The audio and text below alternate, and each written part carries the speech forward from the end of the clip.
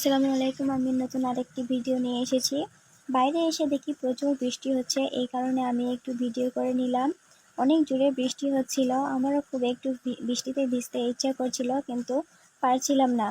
তারপর একটু ঘরে আসলাম, ঘরে এসে দেখি আমার টিটিটা অনেক সুন্দর করে শুয়ে আছে।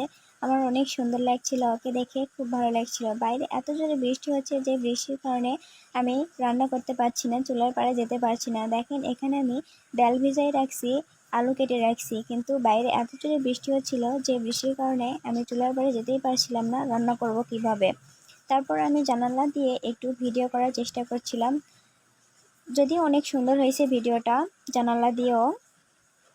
বাইরে দেখি প্রচুর বৃষ্টি হচ্ছিল, বৃষ্টির কারণে গাছগুলো ভিজে একেবারে ঝকঝকে হয়ে গেছিল। গাছের উপরে যত ময়লা আবর্জনা ছিল বৃষ্টিতে সব ধুয়ে গেছে, আর দেখতে অনেক সুন্দর লাগছিল। আমারও খুব বাইরে যেতে ইচ্ছে করছিল, কিন্তু বৃষ্টির কারণে যেতে পারছিলাম না।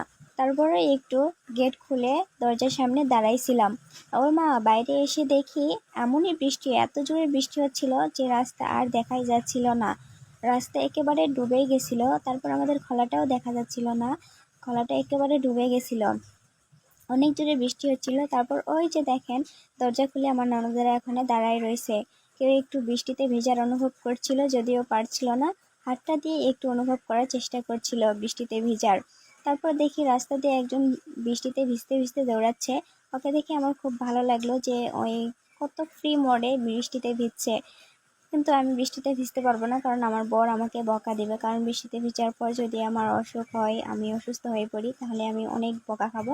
এই কারণে আমি বৃষ্টিতে ভিজলাম না। তারপরে এদিক সেদিকে একটু ভিডিও করলাম। ভিডিও করতে করতে দেখি ওই যে ওখানে একটা হাঁস গোসল দিচ্ছে।